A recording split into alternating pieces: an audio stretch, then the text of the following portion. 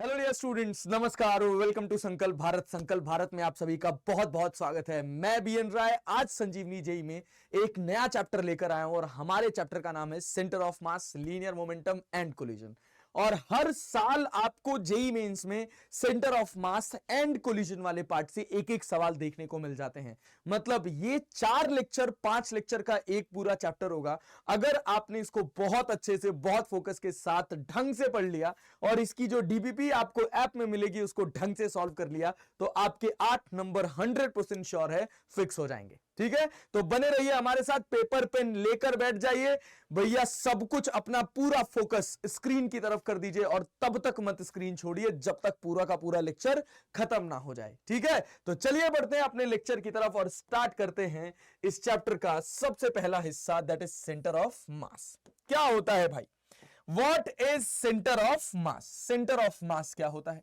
तो जब centre of मास के समझने की बात आती है तो कहा जाता है कि अगर कोई सिस्टम है वो खूब सारे पार्टिकल से मिलकर बना है, डेफिनेटली अगर कोई सिस्टम है वो खूब सारे पार्टिकल से मिलकर बना है तो वो सारे पार्टिकल्स का जो मास होगा जिससे वो पूरा सिस्टम बना है, it is assumed to be concentrated at a single point. ठीक है, पूरे सिस्टम में जितने पार्टिकल्स हैं उन सब का मास जो है वो एक पॉइंट पर कंसंट्रेट करता है, ऐसा हम मानते हैं। और जिस पॉइंट पर कंसंट्रेट करता है उसी पॉइंट का नाम है क्या भाई? सेंटर ऑफ मास। तो सेंटर ऑफ मास की बेसिक डेफिनेशन क्या है? सेंटर ऑफ मास की बेसिक डेफिनेशन है भैया, द पॉइंट इनसाइड और outside the body, the point inside और आउटसाइड द बॉडी, इनसाइड और आउटसाइड द बॉडी। ठीक है, द पॉइंट इनसाइड और outside the body at which the total mass of the total mass of the body, total mass of the body is assumed to be concentrated,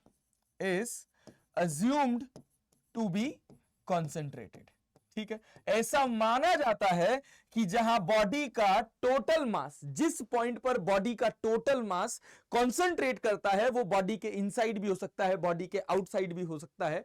ठीक है, उस point को अपन बोलते हैं क्या? Centre of mass, assumed to be concentrated. ठीक है, इसको बोला जाता है सेंटर ऑफ मास। तो सर सेंटर ऑफ मास के कॉन्सेप्ट को रोल में क्यों लाया गया? सेंटर ऑफ मास के कॉन्सेप्ट को रोल में लाया गया उसके लिए आपको एक बात समझनी है। ठीक है, क्यों सेंटर ऑफ मास के कॉन्सेप्ट को पढ़ना जरूरी है? जैसे ये एक आपको बॉटल का ढक्कन दिख रहा है, इसको मैं पॉइंट मास की तरह ट्रीट कर सकता हूं। इसको मैंने यहां से फेंका और यहां कैच कर लिया, इसका मोशन कैसा रहा भाई? इसका मोशन कैसा रहा? इसका मोशन रहा प्रोजेक्टाइल मोशन। ठीक है, चलो बहुत बढ़िया। इस पॉइंट मास का जो मोशन रहा वो प्रोजेक्टाइल मोशन रहा। लेकिन समझो, अगर मैं कहूं कि मेरे पास अब ये एक बॉटल है, ठीक है, ये पॉइंट मास नहीं है, ये डिस्ट्रीब्यूटेड मास है, और मैं इसको ऐसे गोल गोल घुमाते हुए फेंक रहा हूं तो क्या हो रहा है? देखो, इसको अगर मैं ऐसे गोल गोल घुमाते हुए फेंक रहा हूं, ऐसे गोल गोल घुमाते हुए फेंक रहा हूं, तो ये क्या कर रहा है? इसका एक पॉइंट, अगर आप ध्यान से देखोगे, एक पॉइंट जहां पर इसका टोटल वेट कंसंट्रेट कर रहा है, वो पॉइंट जो है वो प्रोजेक्टाइल मोशन कर रहा होगा। और उस पॉइंट के अबाउट ये बॉटल ऐसे ऐसे ऐसे ऐसे गोल गोल गोल गोल गोल गोल घूम रही होगी। ठीक है, तो अगर आपको इस पॉइंट का, इस बॉटल के इस पॉइंट का ऑब्जर्वेशन करना है तो ये ऑब्जर्वेशन आप कैसे करेंगे? तो इसके लिए आपको चाहिए होगा फ्रेम किसका? सेंटर ऑफ मास का, जो कैसा मोशन कर रहा है? जो प्रोजेक्टाइल मोशन कर रहा है। अरे ठीक है, अब समझो कि अगर अपने पास एक कोई भी ऐसे एक बंदा है, उसने एक स्टिक ले रखी है इस हिसाब की, ठीक है, ऐसे ये एक स्टिक ले रखी है, इसका सेंटर ऑफ मास यहां पे, उसने इसको ऐसे घुमाते हुए फेंका, ऐसे ओमेगा से घुमाते हुए इसको इसने ऐसे वी रफ्तार दी, तो क्या होगा? ये ऐसे पैराबोलिक ट्रेजेक्टरी फॉलो करते हुए आगे की तरफ जाएगा। और इसी सेंटर ऑफ मास के अबाउट ये जो ऑब्जेक्ट है non uniformly distributed mass system का, वो गोल गोल घूमेगा। ठीक है, देखो ये ऐसे अपना गोल गोल घूमेगा भाई, यहां घूम गया। फिर उसके बाद क्या होगा भाई? ये ऐसे गोल घूमेगा, फिर ये ऐसे गोल घूमेगा, और इसका जो सेंटर ऑफ मास वाला पॉइंट होगा ना, इसका जो सेंटर ऑफ मास वाला पॉइंट होगा, वो जो है ना, वो एक ट्रेजेक्ट्री फॉलो करेगा जो कैसी होगी, वो एक ट्रेजेक्ट्री जो फॉलो करेगा बेटा, वो होगी हमारी कैसी, वो होगी हमारी पैराबोलिक। ठीक है, वो ट्रेजेक्ट्री हमारी होगी पैराबोलिक। अब देखो इसके अबाउट ये गोल गोल घूम रहा है, ऐसे गोल गोल घूमता रहेगा, ये इसका सेंटर ऑफ मास है। देखो ये ऐसे एक ही ऑब्जेक्ट है, ये गोल गोल घूम रहा है, ओमेगा से गोल गोल घूम रहा है। ध्यान से देखो अब क्या हो रहा है कि इस पर्टिकुलर बॉडी का जो सेंटर ऑफ मास है, इसका जो सेंटर ऑफ मास है भाई साहब, ये पैराबोलिक ट्रैजेक्टरी कर रहा है, और हमको पैराबोलिक मोशन का बहुत अच्छा ज्ञान है। ठीक है, तो भाई अगर मैं कहूं कि मेरे पास इस पॉइंट का मुझे ज्ञान चाहिए कि ये x, y कहां होगा, तो मैं कहां बैठ जाऊं, मैं सेंटर ऑफ मास में बैठ जाऊं। तो भाई ऑब्जर्वर जो ग्राउंड में बैठा है, उसको सेंटर ऑफ मास की पोजीशन का पता लगाना बहुत आसान काम है भाई। क्यों? क्योंकि centre of mass parabolic path कर रहा है, तो किसी भी टी टाइम पर भाई इसका पोजीशन निकालना ग्राउंड फ्रेम के रिस्पेक्ट में कोई कठिन बात नहीं है, और इसके लिए इसका पोजीशन निकालना कोई कठिन बात नहीं है, क्योंकि ये कितने से घूम रहा है, ओमेगा से घूम रहा है, मतलब सेंटर ऑफ मास के रिस्पेक्ट में ये सर्कुलर मोशन कर रहा है, और ग्राउंड फ्रेम के रिस्पेक्ट में ये सर्कुलर के साथ साथ ट्रांसलेशनल मोशन भी परफॉर्म कर रहा है। तो ग्राउंड फ्रेम में इसकी ऑब्जर्वेशन कठिन हो जाती, तो हम क्या करेंगे, पहले ग्राउंड फ्रेम से सेंटर ऑफ मास की ऑब्जर्वेशन करेंगे। वो बहुत आसान है, क्योंकि सेंटर ऑफ मास कैसा मोशन कर रहा है, centre of mass parabolic motion कर रहा है, और सेंटर ऑफ मास पे बैठकर इसके सर्कुलर मोशन को ऑब्जर्व कर लेंगे, बस हमारा काम बन जाएगा। इसीलिए सेंटर ऑफ मास के कॉन्सेप्ट को इंट्रोड्यूस किया गया। ठीक, चले आगे बढ़े। अच्छा सर, तो ये क्लियर है कि सेंटर ऑफ मास क्या होता है, और दूसरी बात कि सेंटर ऑफ मास के कॉन्सेप्ट को क्यों इंट्रोड्यूस किया गया। ठीक, तो चलिए सर देखते हैं अपनी अगली स्लाइड। हमारी अगली स्लाइड एक लाइन बोलती है, that is centre of mass versus centre of gravity. बहुत लोगों ने सुना होगा सेंटर ऑफ ग्रेविटी नामक वर्ड। ठीक है, तो सेंटर ऑफ मास क्या है और सेंटर ऑफ ग्रेविटी क्या है, अगर आप इसको समझना चाहते हैं तो देखिए मैं आपको बता दूं कि ये दोनों का जो कॉन्सेप्चुअल है ना, जो कॉन्सेप्ट है, बस इनके बीच में कॉन्सेप्चुअल डिफरेंसेस हैं। इनके बीच में सेंटर ऑफ मास और सेंटर ऑफ ग्रेविटी के बीच का बस कॉन्सेप्चुअल डिफरेंस है, इनके कोई प्रैक्टिकल डिफरेंसेस नहीं है। No practical difference. ठीक है, नो प्रैक्टिकल डिफरेंस। जहां सेंटर ऑफ मास होता है वही सेंटर ऑफ ग्रेविटी होती है, बस एक कंडीशन क्या, कि बॉडी जो है, अगर ये सब तब तक वैलिड होगा जब तक ऑब्जेक्ट का size, if the object size is not very big। not very big का क्या मतलब है, या not very large, इसका क्या मतलब है, वेरी लार्ज का क्या मतलब है, समझ लो कि अगर अपने पास कोई ऑब्जेक्ट हो गया, वो बहुत बड़ा हो गया, इतना बड़ा हो गया कि उसके अलग अलग पॉइंट पर ग्रेविटी अलग अलग हो गई, तो सेंटर ऑफ मास अलग हो जाएगा और सेंटर ऑफ ग्रेविटी अलग हो जाएगी। ठीक है, जनरली 99% केसेस में सेंटर ऑफ मास और सेंटर ऑफ ग्रेविटी का जो फिजिकल क्या कह सकते हैं एक्सेप्टेंस है, वो सेम है। फिजिकल एक्सेप्टेंस में कोई गलती नहीं है, बस क्या है, कॉन्सेप्चुअल डिफरेंस है। कॉन्सेप्चुअल डिफरेंस क्या है, सेंटर ऑफ मास को कहा जाता है the point at which the total mass of the body is assumed to be concentrated, और सेंटर ऑफ ग्रेविटी में कहा जाता है the total weight of the body is assumed to be concentrated. अरे ठीक है, तो देखो भाई क्या होगा कि अगर ऑब्जेक्ट बहुत छोटा होगा, जहां ग्रेविटी थ्रू आउट पार्टिकल अगर ग्रेविटी सेम लग रही होगी, तो सबका जहां मास कॉन्सेंट्रेट करेगा वहीं सबका वेट भी कॉन्सेंट्रेट करेगा। लेकिन अगर एक बॉडी बहुत बड़ी हो जाती है कि उसके एक पॉइंट पर ग्रेविटी अलग है, दूसरे पॉइंट पर ग्रेविटी अलग है, एक पॉइंट पर ग्रेविटी अलग है, दूसरे पॉइंट पर ग्रेविटी अलग है, तब क्या होगा भाई, तब हमारा सेंटर ऑफ मास अलग हो जाएगा, तो और हमारा सेंटर ऑफ ग्रेविटी अलग हो जाएगा। ठीक है, क्लियर है, दोनों के बीच का कॉन्सेप्चुअल डिफरेंस और प्रैक्टिकल डिफरेंस का मतलब समझ आया। नो प्रैक्टिकल डिफरेंस कब तक, जब तक ऑब्जेक्ट की साइज बहुत बड़ी ना हो जाए, और हमारे फिजिक्स में कहीं भी हमको किसी ऑब्जेक्ट को ऐसे पढ़ना और समझना नहीं है कि उस ऑब्जेक्ट की एक जगह पर ग्रेविटी अलग है तो दूसरी जगह पर ग्रेविटी अलग है। ठीक है। चलिए, जब आप हायर एजुकेशन में जाएंगे, जैसे इंजीनियरिंग फिजिक्स से अगर आप क्या बीटेक करते हैं या आप बीएससी एमएससी के लिए जाते हैं, तो वहां आपको थोड़ा और ज्यादा डिटेल में इसके बारे में पढ़ने को मिलेगा। ठीक है, चलिए देखें, आगे बढ़ते हैं सर, आगे बढ़ते हैं, कहानी के बारे में पढ़ते हैं। Centre of mass of N particle system. N particle system का सेंटर ऑफ मास अगर हमको निकालना हो तो हम कैसे कैलकुलेट करेंगे, उसका एक बहुत बेसिक सा फॉर्मूला है। क्या है कि अगर मान लीजिए कि ये आपके पास एक कोई सिस्टम है, इस सिस्टम में टोटल n पार्टिकल्स हैं, इसको कह दिया पार्टिकल 1, पार्टिकल 2, पार्टिकल 3, पार्टिकल 4, और ये हो गया हमारे पास n पार्टिकल। ठीक है, चलो भाई, ये अपने पास y एक्सिस हो गया, ये अपने पास x एक्सिस हो गया, और ये अपने पास एक z एक्सिस हो गया।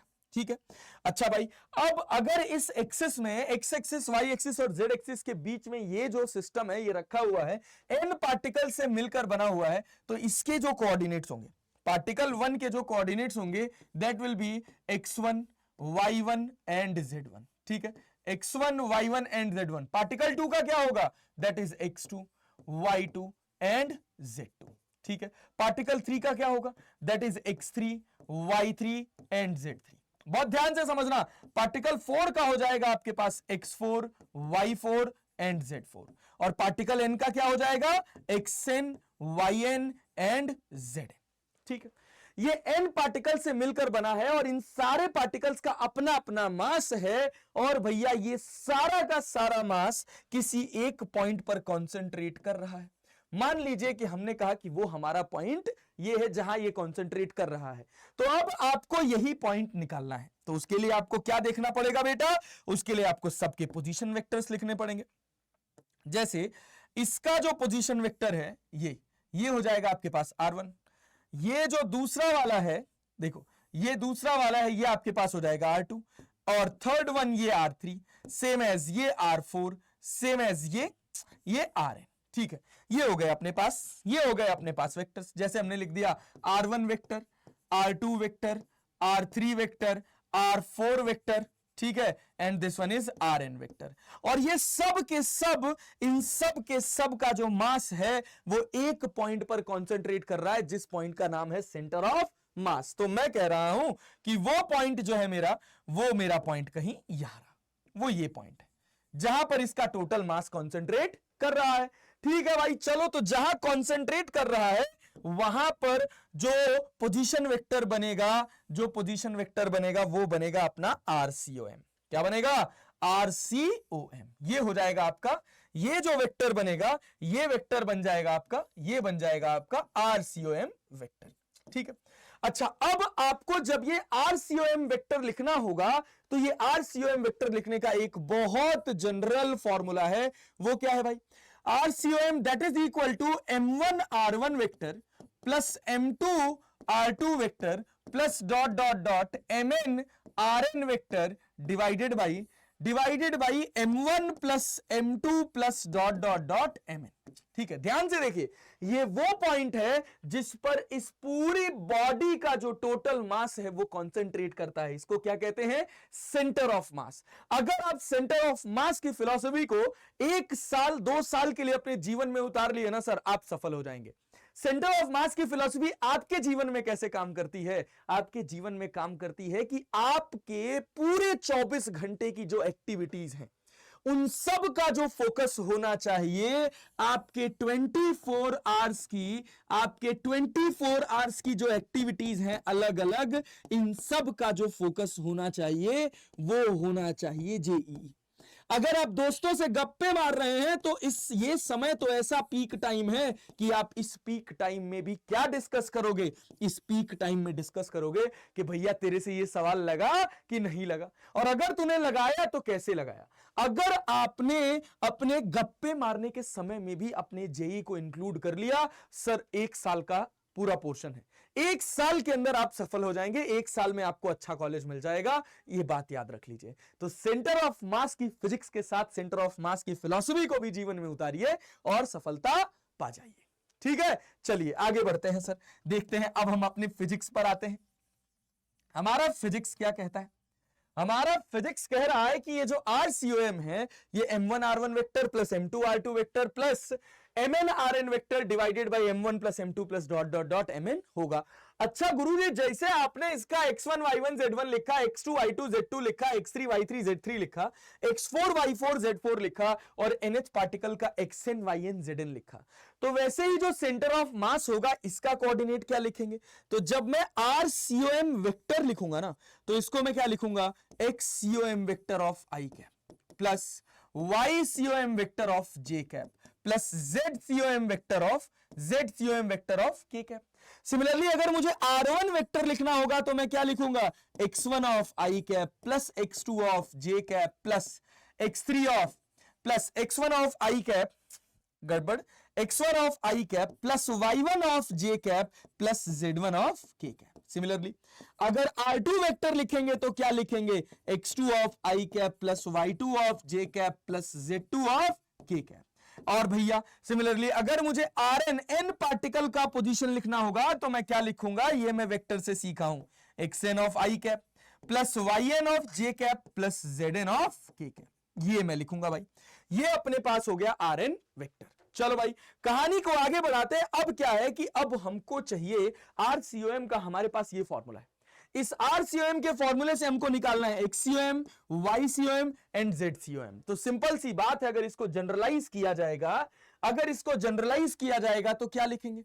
जैसे XCOM की बात करेंगे तो it will be written as M1x1 plus M2x2 plus dot dot dot MNxn and whole divided by M1 plus M2 plus dot dot dot Mn। ये हो गया आपके पास XCOM।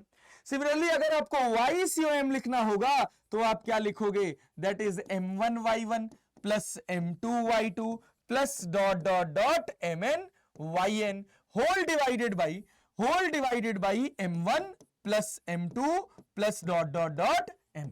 ठीक है, सारे मासेस का सम। चलो बहुत अच्छा भाई। ऐसे ही ZCOM लिखा जाता है तो it is written as M1z1 plus M2z2 plus dot dot dot MNzn whole divided by M1 plus M2 plus dot dot dot Mn। ठीक है, अच्छा इसी को समेशन के फॉर्म में भी लिखा जाता है, किताबों में लिखा हुआ रहता है, मैं वो लिख दे रहा हूं, उसमें परेशान होने वाली कोई बात नहीं है। ऐसे लिखा होगा sigma i equals to 1 to n, sigma i equals to 1 to n, और इसको लिखा जाता है mixi अपॉन mi, ये लिखा जाता है। ठीक है, देखो भाई इसको ऐसे लिखा जाएगा सिग्मा, ओहो हाँ भाई देखो हाँ, sigma mixi whole divided by sigma of mi। ऐसे ही आप YCOM का लिखोगे तो क्या लिखोगे? YCOM का लिखोगे तो sigma i equals to 1 to n, और ये आपके पास हो जाएगा MIYI अपॉन सिग्मा MI। इसका मतलब है कि भैया सिग्मा MIYI का मतलब है M1y1 plus M2y2 plus dot dot dot MNyn whole divided by sigma MI का मतलब है M1 plus M2 plus dot dot dot Mn। ये होता है सिंबल ऑफ समेशन। अच्छा सर XY का लिखा है तो Z का भी लिख दो, तो I equals to 1 to n MIZI whole divided by sigma of MI। ये आपके पास पूरा कॉन्सेप्ट है सेंटर ऑफ मास का। ठीक है, इसी पर बेस्ड कुछ बहुत सिंपल क्वेश्चंस पूछे जाते हैं। जैसे मैं आपको कहूं क्या भाई कि आपके पास ना एक स्क्वायर है, देखो एक स्क्वायर है और इसके चारों कॉर्नर्स पे मास रखा हुआ है। यहां पर जो मास रखा हुआ है m है, यहां पर मास 2m है, यहां पर मास 2m है, और यहां पर मास आपके पास m है, और इसका सबका साइड a है। कहा गया सेंटर ऑफ मास बताओ। तो जब भी आपको सेंटर ऑफ मास निकालना हो तो आपको देखना पड़ेगा कि आपको किस एक्सिस के अबाउट निकालना है। तो सर ये तो प्लेनर बॉडी है, मतलब एक्स एक्सिस और वाई एक्सिस में है, जेड एक्सिस तो है ही नहीं, तो इसका सेंटर ऑफ मास कैसे निकालेंगे सर? इसके सेंटर ऑफ मास में XCOM आएगा, YCOM आएगा, ZCOM तो नहीं आएगा। क्यों? क्योंकि जेड एक्सिस में कुछ तो है ही नहीं। तो चलो अब हमने कहा कि ये हमारा एक्स एक्सिस है, ये हमारा वाई एक्सिस है, इसी एक्सिस से आपको इसका सेंटर ऑफ मास निकालना है। तो आपको क्या करना है? आपको सिंपल सी बात है कि इन सबके कोऑर्डिनेट्स लिखने हैं। जैसे m का कोऑर्डिनेट मैं लिखूं तो ये हो जाएगा 0,0, और ये जो कोऑर्डिनेट हो जाएगा ये हो जाएगा a कॉमा 0। अच्छा ये क्या हो जाएगा, ये हो जाएगा a कॉमा a। अच्छा ये क्या हो जाएगा, ये हो जाएगा 0 कॉमा a। ठीक है, अब पार्टिकल्स का नामकरण कर देते हैं। ये है पार्टिकल 1, ये है पार्टिकल 2, ये है पार्टिकल 3, ये है पार्टिकल 4। ठीक है, चलो भाई, अब जब हम XCOM लिखेंगे बहुत आसान होता है, कुछ खास नहीं होता बेटा। XCOM जब लिखोगे तो क्या लिखोगे, M1x1 प्लस M2x2 प्लस कितने पार्टिकल्स है, 4 पार्टिकल्स है, M3x3 plus M4x4 whole divided by M1 plus M2 plus M3 plus M4। और समझो इसी फॉर्मूले पर बेस्ड क्वेश्चंस पूछ लिए जाते हैं।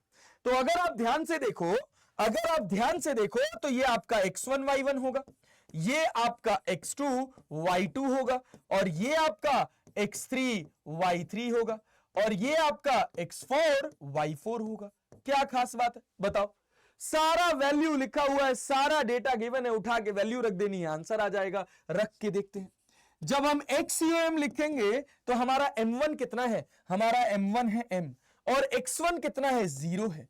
जब हम M2 की बात करेंगे तो हमारा मास है 2M और हमारा X2 है A।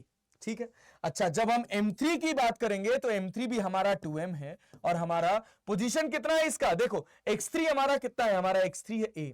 और जब यहां पर आ जाएंगे तो कितना भाई, हमारा M4 है M4 है M, और भैया X4 कितना है, X4 है अपना कितना 0, तो यहां 0 लिख दिया। अच्छा होल डिवाइडेड बाई सारे मास को ऐड कर देंगे तो 2M 2M M और M कितना हो जाएगा, ये अपने पास हो जाएगा 6M। देखो M plus 2M plus 2M plus M that is equivalent to 6M, और ये 6M के बराबर हो गया। अब आप XCOM निकाल दो। XCOM क्या हो जाएगा बेटा, XCOM हो जाएगा 2MA plus 2MA divided by 6M। ठीक है, M से M कट जाएगा, ये अपने पास हो जाएगा 4A by 6 that is 2A by 3 हो गया।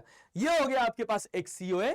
ठीक है, अब दूसरी चीज क्या निकालनी है, दूसरी बात निकालनी है आपको YCOM। अब YCOM निकाल देते हैं। YCOM कैसे निकालोगे, फॉर्मूला क्या लगाओगे, तो सर फॉर्मूला लगा लेंगे M1y1 plus M2y2 plus M3y3 plus M4y4 plus M4y4 divided by M1 plus M2 plus M3 plus M4।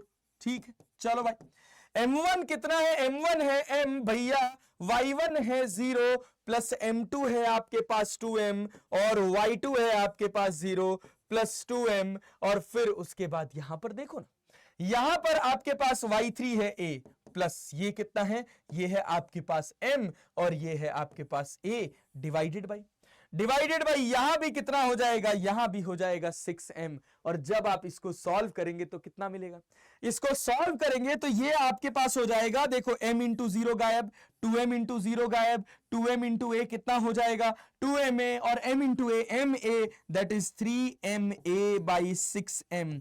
M से M कट जाएगा और आंसर हो जाएगा 3A by 6 that is A by 2, that is A by 2। मतलब इसका अगर आप centre of मास देखेंगे तो इसका सेंटर ऑफ मास का कोऑर्डिनेट कितना होगा, इसके सेंटर ऑफ मास का कोऑर्डिनेट हो जाएगा आपके पास बच्चा, इसके सेंटर ऑफ मास का कोऑर्डिनेट हो जाएगा 2A by 3 and A by 2। That's it, यही सवाल है सर। अच्छा सर इतना आसान सवाल जेईई मेंस पूछती है क्या, तो देखो ना बेटा, देखो ना, टेंशन वाली कोई बात नहीं है। देखो एक सवाल देखो, मेंस 29 जुलाई 2022 का सवाल है, क्या कह रहा है, 2 bodies of mass 1 kg and 3 kg have position vector 1, 2, 1 and minus of 3 of I cap, minus of 2 of J cap, plus of K cap respectively. The magnitude of position vector of center of mass of this system will be similar to the magnitude of vector। कौन से vector के magnitude के similar होगा। ठीक है, चलो तो क्या करना है, तब क्या करना है भैया, हमको पता है कि हमारा सिस्टम में ये x एक्सिस है, ये y एक्सिस है और ये z एक्सिस है। हमारे सिस्टम में 2 पार्टिकल्स हैं, एक पार्टिकल का कोऑर्डिनेट है 1, 2, 1, देखो 1, 2, 1, और दूसरे पार्टिकल का कितना है, दूसरे पार्टिकल का है -3, -2, 1। ठीक है भाई, चलो ऐसे हमने प्रेजेंट कर दिया। चलो भाई बहुत बढ़िया, ये कहीं एग्जिस्ट कर रहे होंगे 3 डायमेंशन में। अब हमको करना क्या है, अब हमको निकालना है X COM, Y COM and Z COM। तो जब एक्स COM की बात करेंगे तो इसका जो मास है ये कितना है, 1 kg है। ठीक है भाई, इसका जो मास है वो कितना है, 3 kg है। तो M1X1 ध्यान से देखो, एक्स COM में अगर हम देखेंगे, एक्स COM में अगर हम देखेंगे तो 1 into 1 M1X1, अच्छा M2X2 that is +3 into -3 divided by 3 + 1 that is 4। तो एक्स COM की वैल्यू हो गई 3 त्रिक का 9, 9 में से 1 जाएगा 8, 8 में से 4 जाएगा तो 2, तो that is equivalent to -2, simple. अच्छा वाई COM लिखना होगा तो क्या होगा, वाई COM M1 की वैल्यू है 1 और Y1 की वैल्यू है आपके पास 2, फिर M2 की वैल्यू है 3 और Y2 की वैल्यू है आपके पास -2 divided by total mass 4 kg।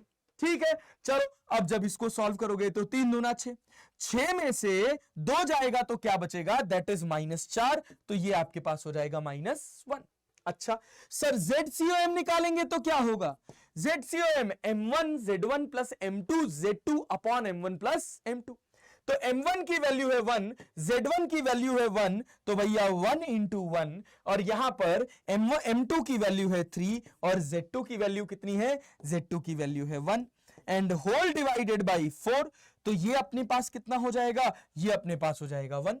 मतलब -2 ऑफ, अगर मैं RCOM वेक्टर लिखूं अब तो मैं क्या लिखूंगा, -2 of I cap minus J cap और प्लस K कैप। देखो कोई ऑप्शन है क्या, -2 of I cap -2 of I cap minus of J cap plus of K cap. भैया इसमें तो कोई ऑप्शन ही नहीं है ऐसा, इसमें तो कोई ऑप्शन ही नहीं है। तो ध्यान से देखो ये क्या कह रहा है, centre of mass of this system will be similar to the magnitude of the vector. कौन से वेक्टर के मैग्नीट्यूड के सिमिलर होगा, तो देखो जब मैं RCOM का मैग्नीट्यूड निकालने जाऊंगा, RCOM का मैग्नीट्यूड निकालने जाऊंगा तो मैं क्या लिखूंगा, मैं लिखूंगा 2 का स्क्वायर प्लस 1 का स्क्वायर प्लस 1 का स्क्वायर। अब यहां देखो किसका बनेगा, 1 का स्क्वायर प्लस 2 का स्क्वायर प्लस 1 का स्क्वायर बना क्या, और किसी का बन रहा है क्या, और तो किसी का नहीं बन रहा है सर, तो मतलब ए जो होगा वो सही आंसर हो जाएगा। आपको वेक्टर इक्विवेलेंट नहीं ढूंढना है, आपको जो RCOM मिला है उसका जो मैग्नीट्यूड होगा उस मैग्नीट्यूड के इक्विवेलेंट वेक्टर ढूंढना है, बस। क्या है भाई, ये तो बेसिक कॉन्सेप्ट हो गया वेक्टर का।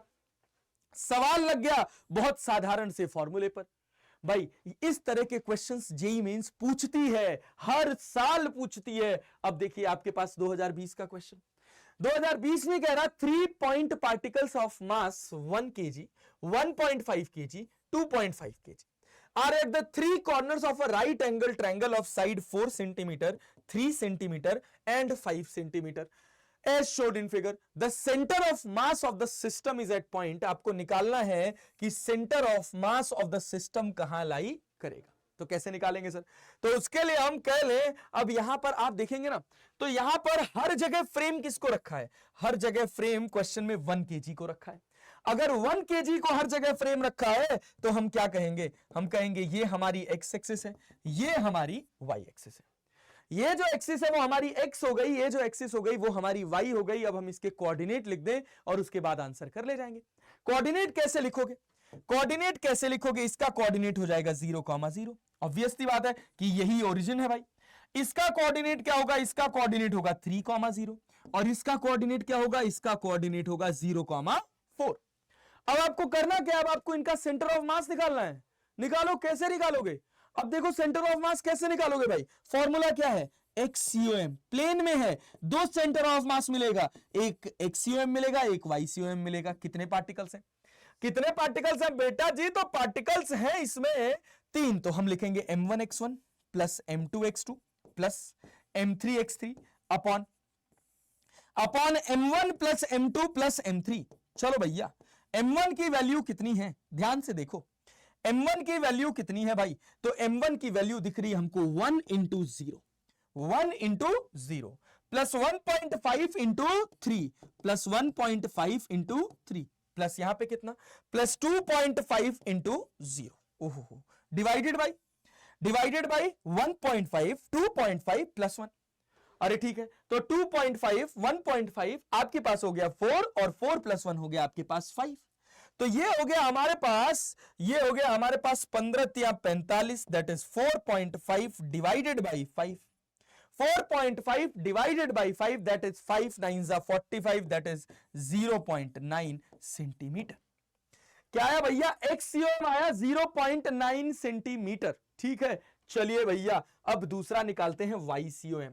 तो जब आपको वाईसीओएम निकालना होगा तो आपको क्या करना है? Simple, m1y1 plus m2y2 plus dot dot dot mn whole divided by, तो अपने पास 3 ही पार्टिकल्स थे तो हम डायरेक्टली क्या लिखेंगे? m3y3 divided by m1 plus m2 plus m3। लो बेटा, लो बेटा, हो तो गया। काहे परेशान होने वाली बात है इसमें? हमको m1 दिख रहा है, कितना है हमारा? m1 1 है, y1 0 है, तो हम लिख दिए 1 × 0। हमारा m2 1.5 है और y2 0 है। देखो 1.5 है, y2 0 है, लेकिन हमारा m3 कितना है? हमारा m3 2.5 है और भैया पोजीशन है 4 डिवाइडेड बाई 1.5, 2.5 और 1 जुड़ेगा तो ये 5 हो जाएगा और ये आपके पास हो जाएगा 25 चौको 100, दैट इज 10 डिवाइडेड बाई 5। ठीक है, ये भी शून्य हो गया, ये भी शून्य हो गया। 4 × 5 = 20, 4 × 2 = 8, 2 × 10, 5 × 2 = 10, ये आपके पास आ गया 2 सेंटीमीटर। तो भैया वाईसीओएम हमको मिल गया, वाईसीओएम हमको मिल गया 2 सेंटीमीटर। क्या बात है, अब फील करना है इसको भैया, अब फील करना है भैया, इसको कोऑर्डिनेट को समझना है। आपका कोऑर्डिनेट जो मिला है वो कितना मिला है? ध्यान से देखिए, कोऑर्डिनेट आपको मिला है 0.9 और दूसरा क्या मिला है? दूसरा मिला है 2 और सब सेंटीमीटर में है। तो 0.9 सेंटीमीटर कहां से? देखो कह रहा है 0.9 centimetre right and 2 centimetre above 1 kg मास। हाँ भैया, 0.9 centimetre right and 2 kg, 2 centimetre ऊपर अबव 1 kg, मतलब अपना बी ऑप्शन सही हो जाएगा। यहां कह रहा 2 सेंटीमीटर राइट, नहीं भैया 0.9 सेंटीमीटर राइट, ये 0.9 सेंटीमीटर होगा और ये 2 सेंटीमीटर होगा। खत्म, बात हो गया। लो भैया, कौन सा इसमें ऐसा पहाड़ था जो तुम नहीं ढकेल सकते? कौन सा ऐसा इसमें कठिन बात था जो तुमसे सॉल्व नहीं हो जाता? सस्ता सवाल मेंस 7 जनवरी 2020 का। अच्छे सवाल भी पूछे जाते हैं लेकिन आसान सवाल सेंटर ऑफ मास से पूछे जाते हैं। सेंटर ऑफ मास एक आसान हिस्सा है। सेंटर ऑफ मास का ज्ञान अगर आप थोड़ा फोकस के साथ पढ़ लें तो आसानी से एकदम क्रिस्टल क्लियर तरीके से हो जाता है। ठीक है, चले कहानी को आगे लेकर चलते हैं। सर आगे की कहानी क्या है? आगे की कहानी है एक और सवाल। ये सवाल तो हम नहीं लगाएंगे, ये सवाल हम आपको दे जाएंगे, होमवर्क इसको सॉल्व करिएगा और कमेंट बॉक्स में आंसर जरूर बताइएगा। ठीक है, इसको सॉल्व करेंगे और इसका जो भी आंसर निकल के आएगा उसको आप हमको कमेंट बॉक्स में जरूर बताइएगा। ठीक है, चलें आगे बढ़े। सर आइए आगे बढ़ते हैं। Next one, centre of mass of 2 particle system. एक अलग तरीके से इसको पढ़ा दिया जाता है, छोटी छोटी चीजें होती हैं, ट्रिक्स टाइप होती हैं, बस इसी वजह से। अदरवाइज n पार्टिकल सिस्टम में बस केवल 2 पार्टिकल्स को रख के उसकी एक्सप्लेनेशन दे दी गई। क्या दे दिया गया भैया? Centre of mass of 2 particle system की जब हम बात करते हैं तो मान लीजिए हम कह रहे हैं आपके पास एक पार्टिकल है जिसका मास है m1 और ये आपके पास दूसरा पार्टिकल है जिसका मास है m2। ठीक है भाई, they are joined by this line. और अब हमारे पास रहा एक एक्स एक्सिस ये, एक वाई एक्सिस ये और एक जेड एक्सिस ये। ठीक है, चलिए बहुत अच्छा, वेरी गुड।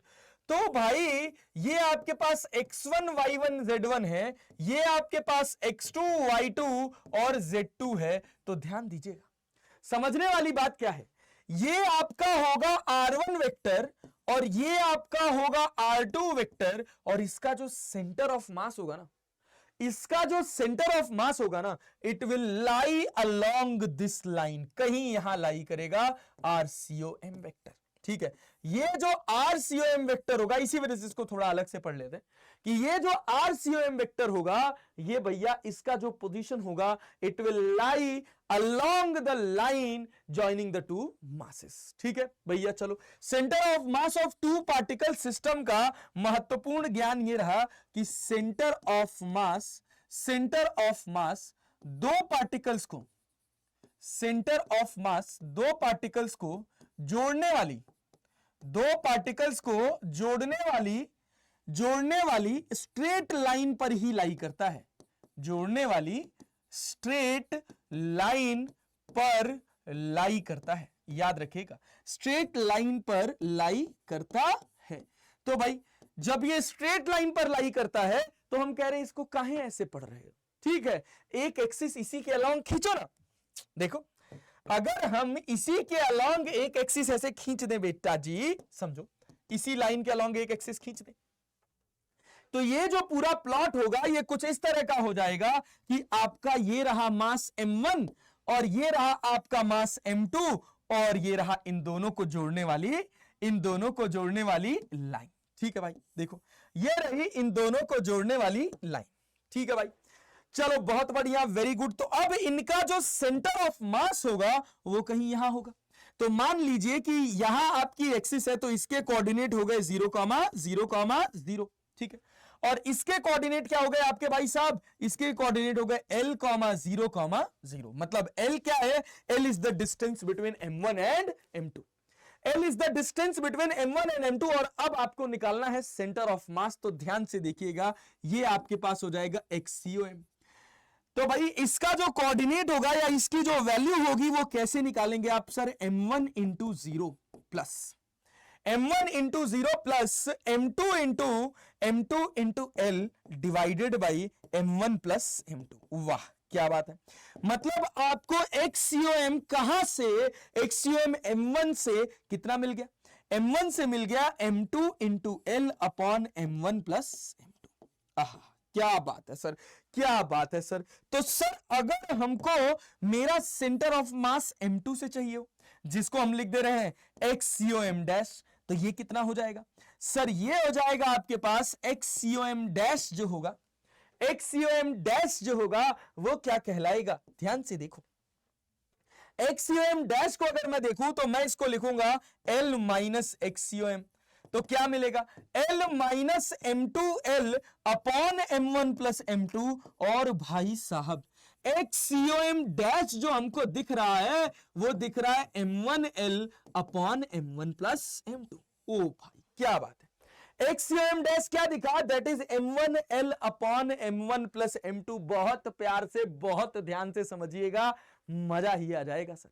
अब एक काम करिए, मैं कह रहा हूं, अब इसको थोड़ा सा सिंप्लीफाई कर रहा हूं, मैं कह रहा हूं XCOM को मान लो X1 और XCOM डैश को मान लो X2। यहां से ये X1 और ये कितना X2, इसको कह लो इक्वेशन नंबर A और इसको कह लो इक्वेशन नंबर B। तो ऑब्वियस सी बात है, इक्वेशन नंबर A में मैं यहां लिख सकता हूं X1 और यहां लिख सकता हूं X2। मैं कह रहा हूं A और B को डिवाइड कर दो।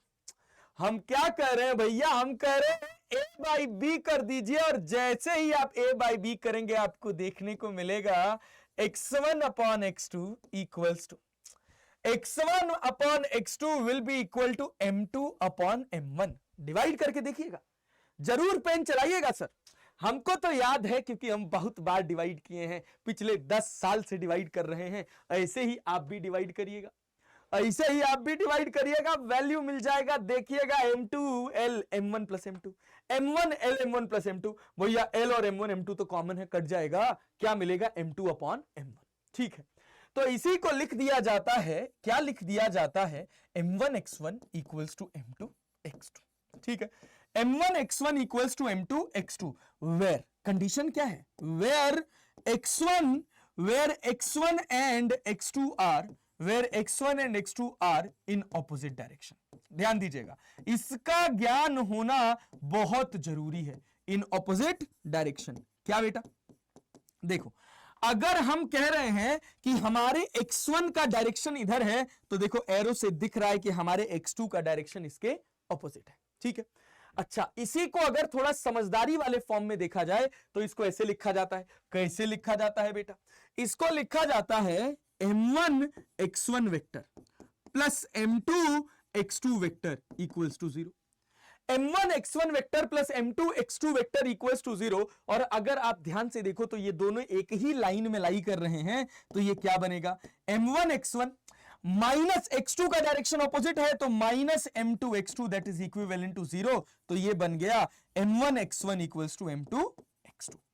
ऐसे ही बना, ठीक है, क्या बनावट समझ आई? अगर आपको बनावट समझ आ जा रही है, कॉन्सेप्ट आपके दिमाग में सेट हो जा रहा है, तो सवाल तो आप निकाल ही ले जाएंगे सर, उसमें कोई कष्ट नहीं होगा। लेकिन सबसे जरूरी चीज है कॉन्सेप्ट का दिमाग में सेट होना। ठीक है, चलो भाई। अच्छा, अगर m1 x1 m2 x2 के बराबर है, अगर m1 x1 m2 x2 के बराबर है, ध्यान से देखो, ध्यान से देखो, if the centre of mass is at rest, ध्यान से देखना, if centre of mass is at rest, ठीक है, ध्यान से देखो, ये आपके पास m1 था, ये आपके पास m2 था, और ये आपके पास सेंटर ऑफ मास था। ठीक है, ये आपका x1 था, ये आपका x2 था। ध्यान से देखिएगा कॉन्सेप्ट को, एकदम कॉन्सेप्ट दिमाग में सेट होने के लिए तैयार है, बस आपका दिमाग खुला होना चाहिए सर। अगर मैं कह रहा हूं कि मेरा सेंटर ऑफ मास नहीं हिल रहा है, मैं इसको हटाकर कर दिया कितना, मैं इसको हटाकर कर दिया यहां से मान लो, यहां से मान लो x1 डैश। ठीक है, ध्यान से देखना, तो बताओ मुझे x2 को कितना x2 डैश खिसकाना पड़ेगा। ऑब्वियस सी बात है, अगर मैं इसको इधर खिसका रहा हूं तो मुझे इसको इधर खिसकाना पड़ेगा, ताकि मेरा सेंटर ऑफ मास एक जगह से हिले ना, मेरा सेंटर ऑफ मास रेस्ट में ही रहे। ठीक है, तो जो फाइनल सिचुएशन बनी वो कुछ इस हिसाब से बनी, ये हमारा सेंटर ऑफ मास था, तो ये जो डिस्टेंस हो गया, ये हो गया x2 प्लस x2 डैश। ठीक है, और ये जो डिस्टेंस हो गया, ये कितना हो गया, ये x1 प्लस x1 डैश, ये अपना m1 है, ये अपना m2 है। बहुत ध्यान से समझिएगा, मजा आएगा सर। तो अब अगर आप यहां पर लिखोगे अपना सेंटर ऑफ मास अभी भी वहीं पर है, रेस्ट में है, तो मैं इसको लिख सकता हूं m1 x1 plus x1 dash equals to m2 x2 plus x2 dash.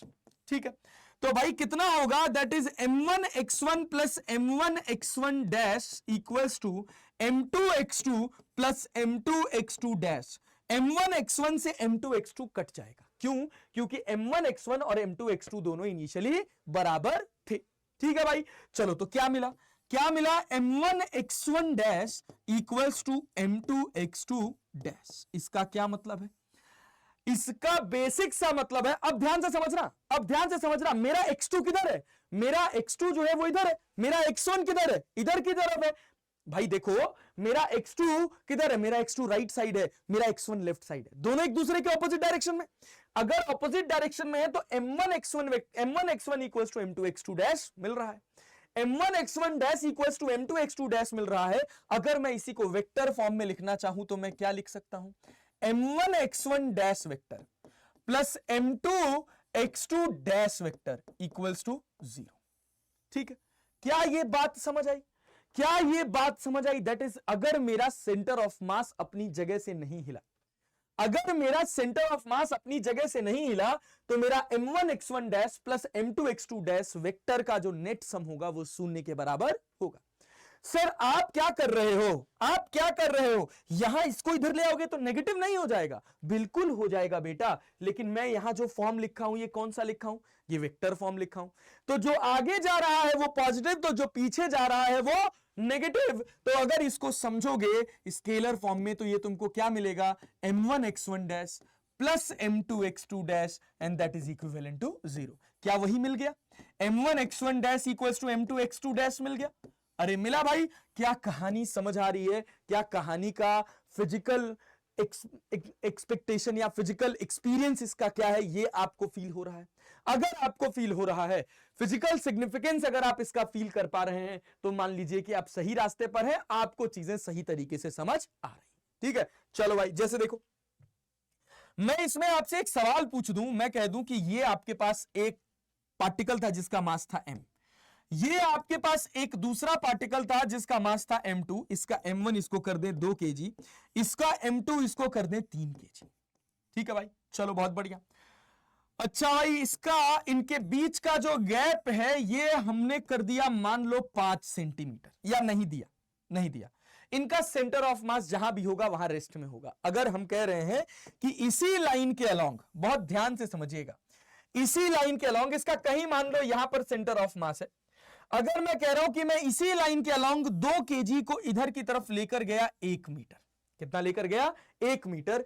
तो बताओ 3 केजी को मैं इधर की तरफ कितना लेकर जाऊं कि मेरा सेंटर ऑफ मास अपनी जगह से ना हिले। ठीक है, तो उसके लिए क्या करना है, सिंपल सी बात है भाई, m1x1 इक्वल्स टू m2x2।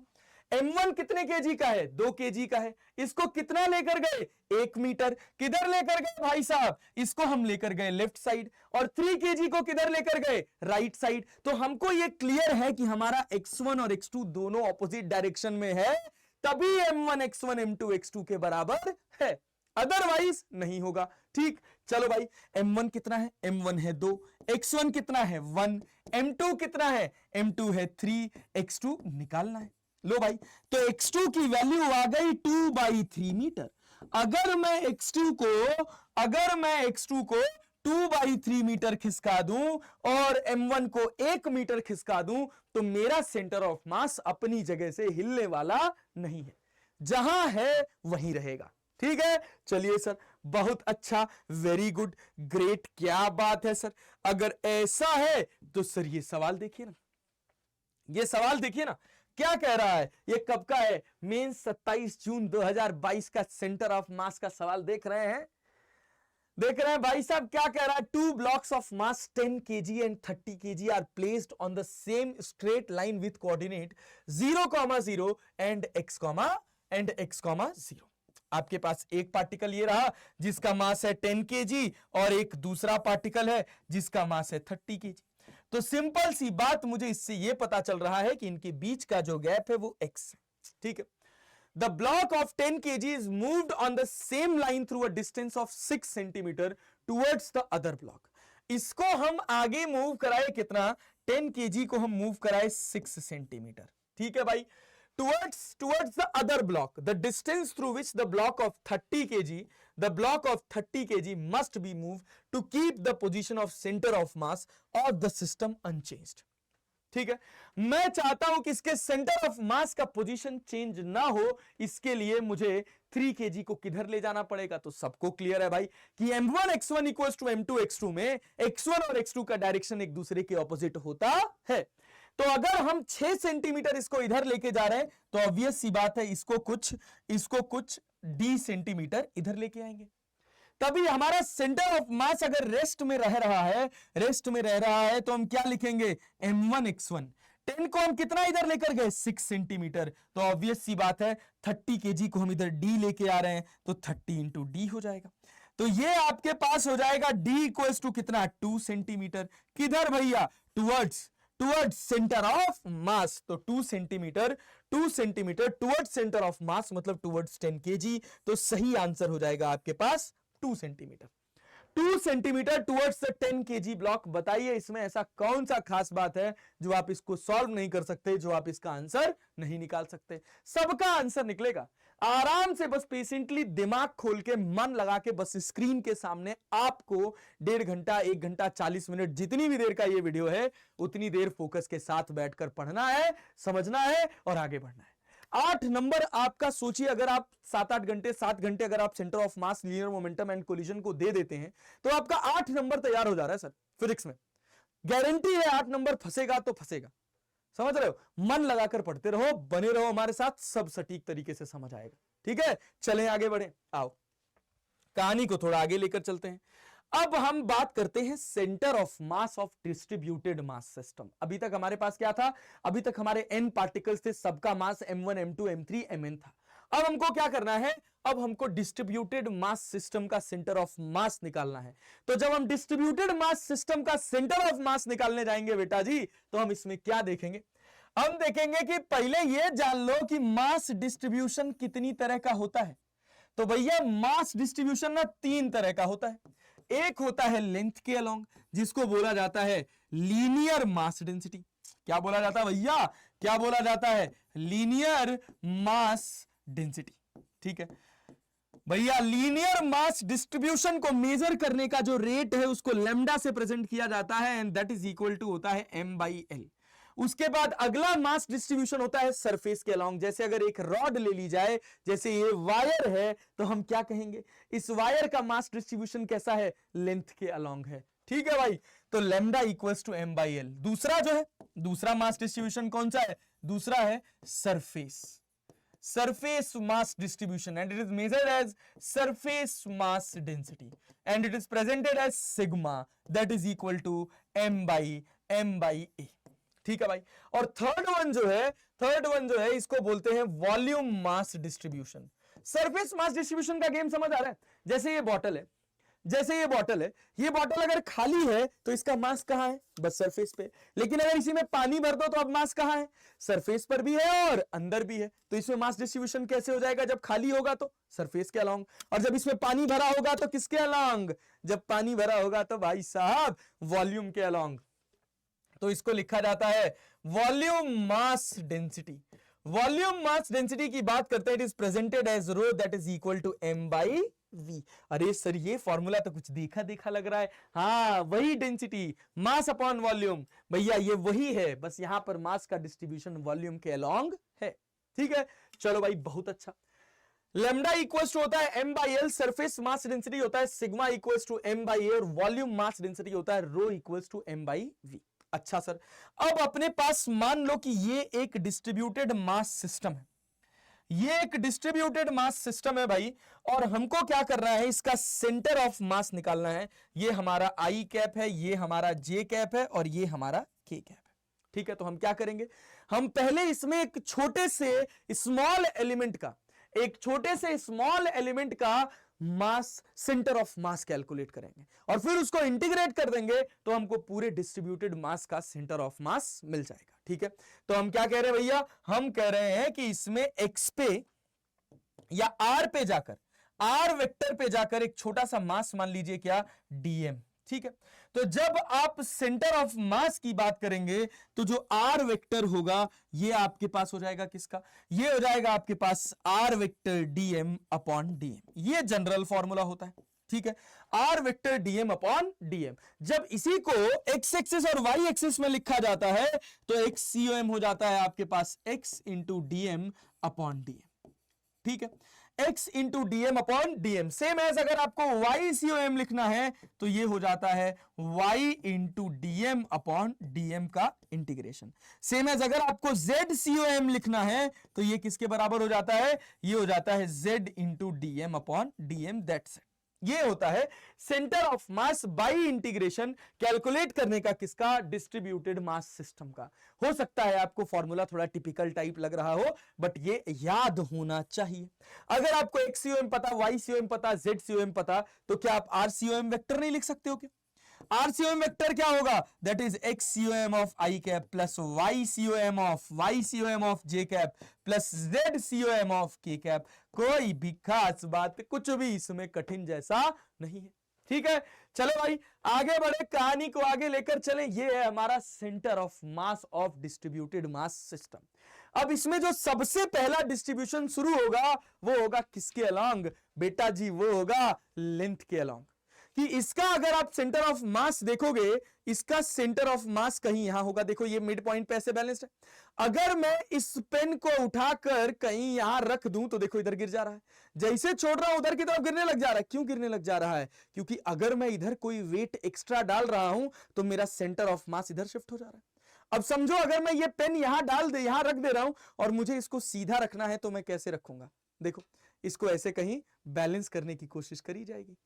ये देखो ये इसका कोई मिड पॉइंट होगा। अभी ये इधर ही भाग रहा है, इधर ही भाग रहा है। देखो ये रुका, ये रुका रुका रुका रुका रुका रुका रुका रुका नहीं रुका यार, नहीं रुका भाई। अच्छा ऐसे बैलेंस करते हैं, ऐसे बैलेंस होगा। इसमें ये वायर है ना, ये डिस्टर्ब कर रहा है, जो निकला हुआ वायर है। देखो ये तुम्हारा बैलेंस्ड है।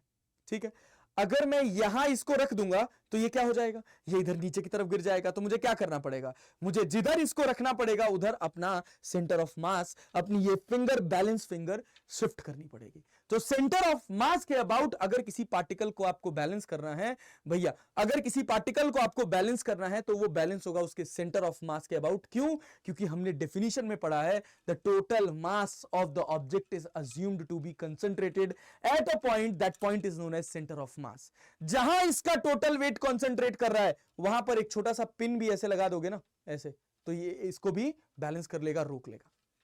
ठीक है, चले कहानी को आगे बढ़ाएं सर। बहुत बढ़िया। तो अब अगर हमको एक रॉड का सेंटर ऑफ मास निकालना है तो हम कैसे कैलकुलेट करेंगे? रॉड से शुरू कर रहे हैं भैया। क्यों रॉड से शुरू कर रहे हैं? क्योंकि हमको सबको पता है कि रॉड का, अगर अपने पास ये एक रॉड है, इस रॉड का हमको सेंटर ऑफ मास निकालना है। इसकी लेंथ है आपके पास L, इसका मास है M, तो आपको पता है कि इसका सेंटर ऑफ मास L/2 पर ही लाई करेगा। लेकिन इसको निकालना, इसको कैलकुलेट करके दिखाना मेरा कर्तव्य है। क्यों है? क्योंकि अभी इस पर बेस्ड आपको क्वेश्चंस दिख जाएंगे जो बहुत अच्छे हैं। ठीक है, चलो भाई, तो हम क्या करेंगे, हम एक सेंटर ऑफ मास का फॉर्मूला जानते हैं, XCOM। देखो, इसमें जो मास डिस्ट्रीब्यूशन है वो लेंथ के अलोंग है, मतलब इसका centre of mass x axis के अलोंग लाई करेगा। तो that is XCOM equals to कितना हो जाएगा? It is x into dm upon dm। Obvious सी बात है भाई, x into dm upon dm। अब x की बात करें तो भैया इसमें क्या करना पड़ेगा? आपको यहां से x पर जाकर एक स्मॉल एलिमेंट मानना पड़ेगा dm। ठीक है भाई, इस स्मॉल एलिमेंट का मास कितना होगा, इस dm की वैल्यू आपको लिखनी पड़ेगी। तो L लेंथ का मास जो है वो आपका m है, तो यूनिट लेंथ का कितना होगा? m/L। तो dx, x पे जाके छोटा सा एलिमेंट हमने जो dx माना है, जिसका मास है dm, तो dx लेंथ का मास कितना हो जाएगा? That is m/L into dx and it is equivalent to dm। अब इसको हम उठा के यहां रख देंगे, x इंटू डीएम की जगह क्या लिख देंगे भैया? डीएम की जगह लिख देंगे। हर बार यही करना है, m/L into dx upon dm। ठीक है भाई, चलो dm को इंटीग्रेट कर दो 0 से लेकर m तक, और यहां पर इंटीग्रेट कर दो, यहां पर इंटीग्रेट कर दो क्या भैया? यहां पर इंटीग्रेट कर दो 0 से लेकर l तक। तो dm आपका हो जाएगा 1/m। dm क्या हो जाएगा? 1/m। याद रखना, ये dm को मैं डायरेक्टली इंटीग्रेट बस इसी वजह से कर पा रहा हूं। dm को डायरेक्टली इंटीग्रेट बस मैं इसी वजह से कर पा रहा हूं। क्यों? क्योंकि मेरा जो मास है वो थ्रू आउट यूनिफॉर्मली डिस्ट्रीब्यूटेड है। ठीक है, चलो भाई, तो ये अपने पास हो गया 1/m 0 से लेकर l तक, और ये कितना हो जाएगा? ये हो जाएगा m/L इंटू x का ऑफ dx। अब हमको करना क्या है? x को इंटीग्रेट करना है, इस m से ये m कट जाएगा, तो ये अपने पास हो जाएगा x²/2 लिमिट 0 से लेकर l तक। लिमिट 0 से लेकर l तक लगाएंगे तो ये आपके पास हो जाएगा L²/2, और यहां 1/L है, मल्टीप्लाइड बाई 1/L कर देंगे, ये कट जाएगा, और ये आपके पास हो जाएगा L/2, that is XCOM। XCOM की वैल्यू कितनी आ गई? XCOM की वैल्यू आ गई भाई साहब, XCOM की वैल्यू आ गई भाई साहब L/2। खत्म बात। जो हम जानते हैं वो हमको प्रैक्टिकली दिख गया। लेकिन अब अगर मेरा मास यूनिफॉर्मली डिस्ट्रीब्यूटेड ना हो तो मान लीजिए आपको लीनियर मास डेंसिटी जो है, जैसे यहां पर अगर आप लीनियर मास डेंसिटी की बात करेंगे, अगर आप यहां पर बात करेंगे लैम्डा की, तो इस लैम्डा की वैल्यू होगी आपके पास m/L, दैट इज कांस्टेंट। लेकिन जरूरी नहीं कि हर बार जो आपकी लीनियर मास डेंसिटी दे रखी है या इसका जो मास डिस्ट्रीब्यूशन दे रखा है ये यूनिफॉर्म ही दे रखा हो। अगर कहीं नॉन यूनिफॉर्म मास डिस्ट्रीब्यूशन मिल जाए तो आप कैसे सॉल्व करेंगे? तब भी आपका जो बेसिक कॉन्सेप्ट होगा वो यही होगा। ठीक है, इसी कॉन्सेप्ट से आपका क्वेश्चन निकलेगा। चलिए सर देख लेते हैं। जैसे मान लीजिए कि मैं आपसे कह दूं कि आपके पास एक रॉड है, ये आपके पास एक रॉड है जिसका लेंथ L है, इसका लेंथ कितना है? L है, और इसकी लीनियर मास डेंसिटी आपको दे रखी है, that is AX plus B। और आपसे कहा जा रहा है कि बताइए इसका सेंटर ऑफ मास कहां लाई करेगा? इसका सेंटर ऑफ मास कहां लाई करेगा? आपको XCOM निकालना है। तो आप कैसे निकालोगे XCOM भाई? तो XCOM निकालने के लिए आपको क्या करना पड़ेगा? आपको x पे जाके एक छोटा सा एलिमेंट मानना पड़ेगा dx, जिसका मास होगा dm। और हम जानते हैं भाई कि dm जो होता है वो किसके बराबर होता है? अभी पढ़ के आए, m/L इंटू dx। और m/L को क्या लिखते हैं? m/L को लिखते हैं लैम्डा। ठीक है भाई, तो ये आपके पास हो गया लैम्डा इंटू dx। ठीक है भैया, चलो अब देखो, अब जब XCOM की आप बात करोगे हर बार आपको dm लिखने आना चाहिए। अगर आप dm लिख ले गए मतलब आपका काम बन गया। ठीक है, अब जैसे आपको XCOM निकालना है बेटा, तो क्या लिखोगे? That is x into dm upon dm, x into dm upon dm। आ जाओ देखो, ये आपके पास x हो गया, डीएम की वैल्यू कितनी हो गई, डीएम की वैल्यू हो गई lambda into dx divided by, यहां भी डीएम कितना हो जाएगा, अब यहां डीएम को डायरेक्टली आप एम नहीं लिख पाएंगे, समझिएगा क्या लिखेंगे भैया, लैम्डा इंटू डीएक्स। लिमिट कहां से कहां तक, लिमिट 0 से लेकर एल तक, लिमिट 0 से लेकर एल तक। और अब जब हम एक्सीओएम कैलकुलेट करेंगे तो 0 से लेकर एल तक, अब ध्यान दीजिएगा एक्स लैम्डा की वैल्यू कितनी है, लैम्डा की वैल्यू है ax प्लस बी, तो ये आपके पास हो जाएगा ax plus b into x into dx divided by ये इंटू डीएक्स, ठीक है, होल डिवाइडेड बाई 0 से लेकर एल तक, 0 से लेकर एल तक, और ये किसके बराबर, ये बराबर अपना ax plus b into dx के बराबर, दैट इज डीएम, ठीक है। अब इसी को इंटीग्रेट कर देना है, आपका आंसर आ जाएगा सर ये ax स्क्वायर हो जाएगा, देखिए ये हो जाएगा ax square plus bx into dx, और लिमिट कहां से कहां तक, 0 से लेकर एल तक, और यहां भी कहां 0 से लेकर एल तक, कितना ax plus b into dx. अब इंटीग्रेट करना है, अब इंटीग्रेट करना हमारा कर्तव्य है, हम कैसे करेंगे, हम लिखेंगे भैया ax cube by 3 plus bx square, ध्यान से देखो इंटीग्रेट करेंगे तो क्या लिखेंगे, इंटीग्रेट कर देंगे तो लिख देंगे भैया ax cube by 3 plus bx square by 2, limit कहां से कहां तक, लिमिट 0 से लेके एल तक, and whole divided by ax square by 2 plus bx, और लिमिट 0 से लेकर एल तक। अब जब आप इसको फर्दर सॉल्व करेंगे तो आपको यह मिल जाएगा al cube by 3 plus bl square by 2 divided by al square by 2 plus bl, खत्म बात। अब इसमें से आप कॉमन करिए और सॉल्व करिए, देखेंगे ऊपर l कॉमन है, नीचे भी l कॉमन है, l से l कट जाएगा, और ये आपके पास हो जाएगा 2al square plus 3bl, 2al square plus 3bl divided by ये कितना हो जाएगा, ये हो जाएगा आपके पास, ये आपके पास हो जाएगा, अच्छा एलसीएम हमने ले लिया है यहां पे भैया 3 2 6, ठीक है, और भाई यहां पर एलसीएम ले लिया 2, यहां पर एलसीएम ले लिया 2, तो ये अपने पास हो जाएगा al स्क्वायर, al स्क्वायर नहीं, l से l कट गया है, ध्यान दीजिएगा, यहां al क्यूब, ऊपर से l कॉमन किया, यहां से l कॉमन किया, कट गया भैया, यहां l स्क्वायर हो गया, यहां l बचा, यहां पर l बचेगा, यहां पर l भी नहीं बचेगा, तो ये आपके पास हो जाएगा al प्लस 2b, और डिवाइडेड बाई 2 था, 2 ऊपर चला गया, तो 2 3 6 हो गया, मतलब आपका जो सेंटर ऑफ मास मिल गया, ध्यान दीजिए मैं यहां लिख दे रहा हूं, आपका जो एक्सीओएम मिल गया वो किसके बराबर मिल गया, यहां से अपन इधर आ रहे हैं, ध्यान से देखिएगा, यहां से जो अपना एक्सीओएम मिला वो कितना मिला, वो मिल गया भैया, ऊपर वाले में क्या कॉमन है, ऊपर वाले में L कॉमन है सर, तो L कॉमन कर लिया, तो ये अपने पास हो गया कितना 2al plus B, 2al plus 3b, 2al plus 3b, ठीक है, डिवाइडेड बाई अच्छा ऊपर और कुछ बचा है क्या, हाँ भाई ये वाला 2al plus 3b, l common कर लिया था, नीचे क्या बचा, नीचे 3 इंटू al प्लस 2b, ये आपके पास हो गया एक्सीओएम। बहुत बढ़िया, बहुत शानदार डिस्ट्रीब्यूटेड मास सिस्टम का इंटीग्रेशन बेस्ड क्वेश्चन। इसी तरह के क्वेश्चन हर साल लगभग जेईई मेंस में पूछे जाते हैं। जैसे मैं आपको एक एग्जांपल दूं, देखिए आपके पास एक क्वेश्चन है, ये रहा, मेंस 7 जनवरी 2020 को पूछा गया था। बढ़िया सवाल है, क्या कह रहा है, A rod of length L has uniform linear mass density that is given by rho x। अच्छा भाई, लीनियर मास डेंसिटी को रो से प्रेजेंट कर दिया, लैम्डा से प्रेजेंट कर लो, इसमें कोई कॉन्फ्लिक्ट क्रिएट नहीं करना है, ठीक है। अच्छा भाई, कह रहा where a and b are constant और x की वैल्यू जो है वो 0 से लेकर L के बीच में वेरी कर रही है, तो value of x for the centre of mass of the rod is at. भैया मतलब अब आपको निकालना है कि सेंटर ऑफ मास क्या होगा।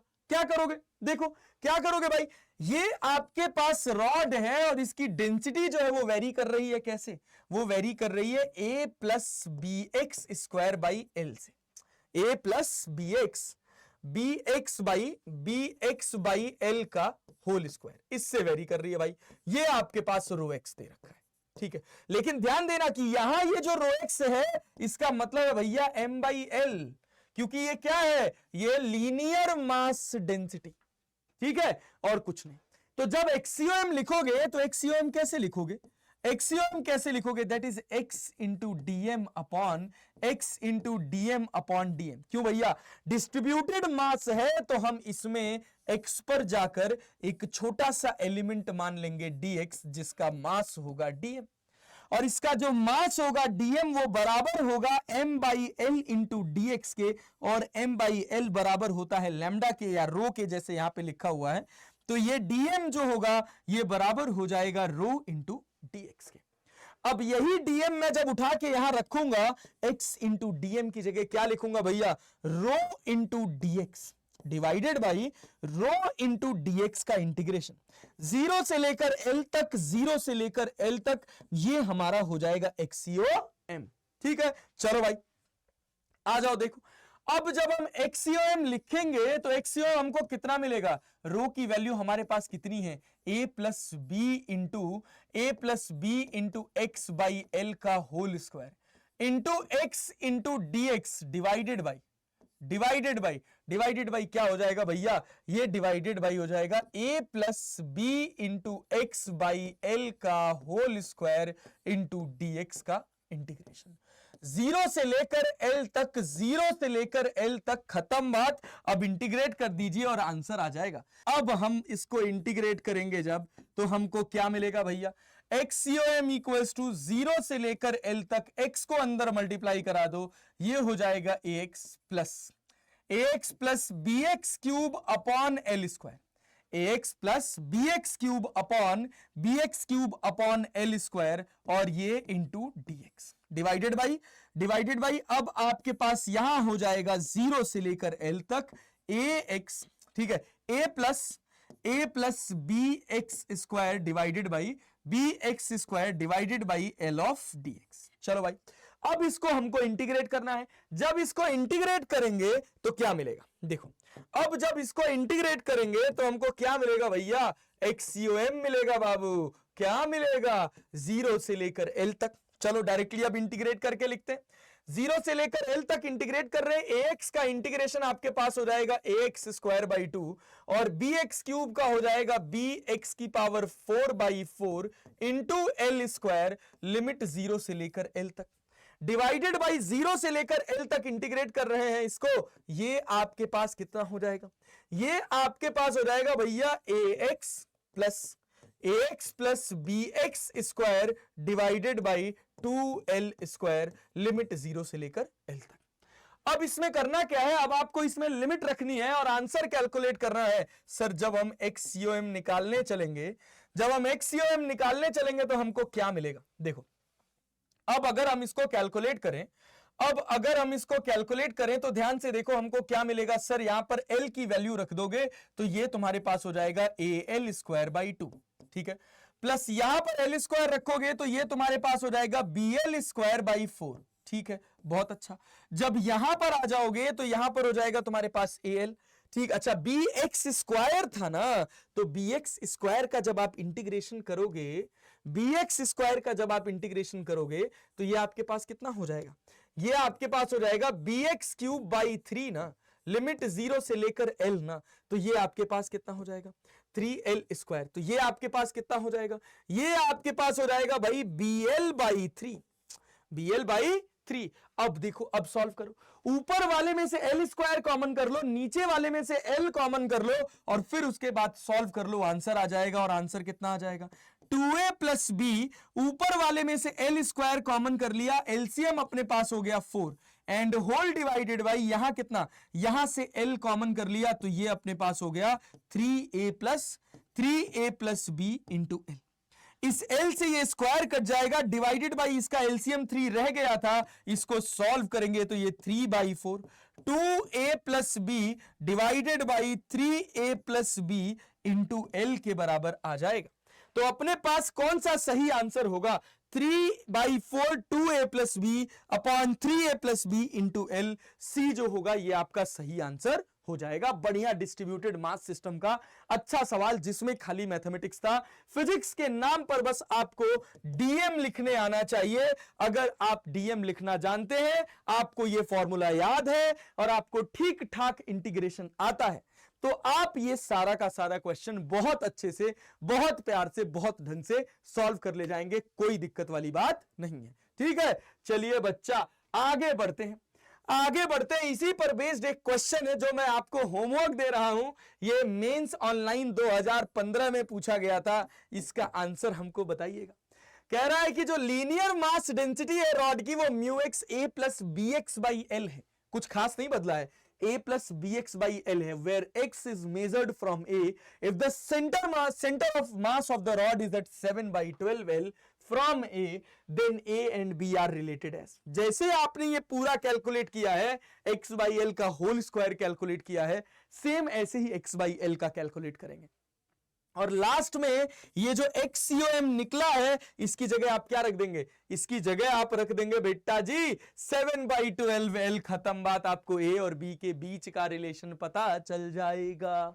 कोई कठिन नहीं है, कुछ खास बात नहीं है इसमें। अगर आप ईमानदारी से पिछला क्वेश्चन समझे हैं, कॉन्सेप्चुअली समझे हैं, तो आप इस क्वेश्चन को बहुत आराम से अपनी कॉपी में सॉल्व कर सकते हैं। सॉल्व करके कमेंट बॉक्स में मुझे आंसर जरूर बताइएगा कि कौन सा आंसर सही है ए बी सी डी में से। ठीक है, चले सर आगे बढ़े। आ जाइए सर, कहानी को थोड़ा और आगे लेकर चलते हैं। अब है centre of mass of semi circular ring. अच्छा सर, सर्कुलर रिंग का क्यों नहीं लिखा? सर्कुलर रिंग का क्यों नहीं लिखा? ले बेटा आजा देख। अगर अपने पास ये सर्कुलर रिंग होता, अगर हमारे पास ये सर्कुलर रिंग होता, तो सर अपने को तो पता ही है इसका सेंटर ऑफ मास क्या होता है। Centre of symmetry centre of mass होता है। लेकिन सेमी सर्कल में अगर इसी का आधा हिस्सा गायब कर दिया जाए, बुझ रहे हम क्या कह रहे हैं? हम क्या कह रहे हैं, ये बात समझ आ रही है आपको? अगर हम इसका इतना आधा हिस्सा गायब कर दें, मतलब इसको किसके फॉर्म में बना दें? इसको सेमी सर्कल के फॉर्म में बना दें।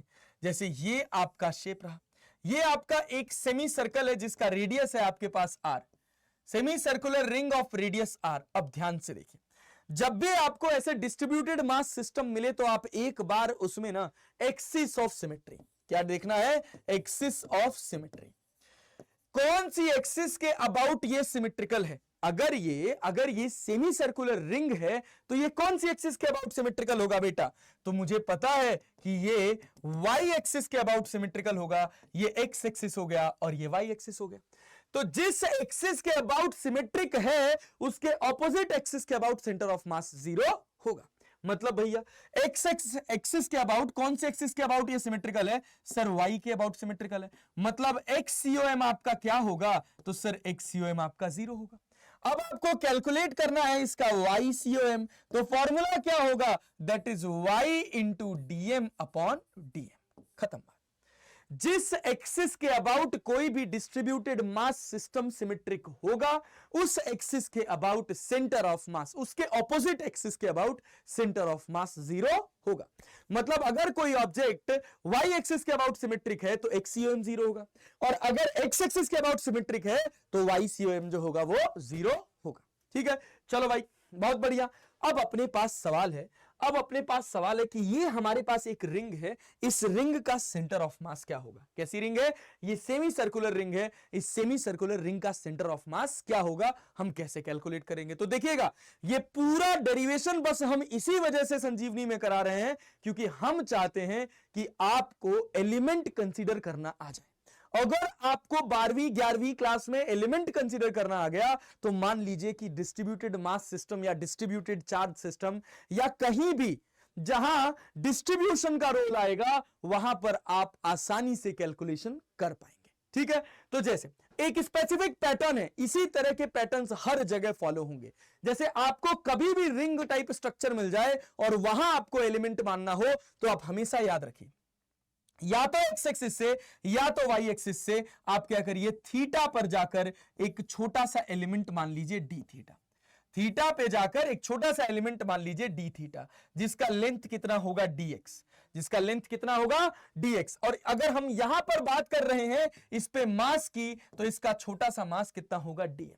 ठीक है। और हम इस डीएम की वैल्यू कैसे लिख सकते हैं? मास डिस्ट्रीब्यूशन देखो कैसा है सर, मास डिस्ट्रीब्यूशन इसका लेंथ के अलोंग है, तो मैं डीएक्स को लिख सकता हूं m by l into dx. Dm को क्या लिख सकता हूं? That is m by l into dx. खत्म बात भैया। अब हम अगर इसको m by l into dx लिख सकते हैं तो देखो, अब ये आर्क के फॉर्म में है तो लेंथ इसका हो जाएगा पाई आर, और dx इसका कितना हो जाएगा? ये छोटा सा आर्क है, इस छोटे से आर्क को हम जानते हैं थीटा इंटू रेडियस, तो रेडियस है r और एंगल ये छोटा सा कितना बना रहा है? d theta.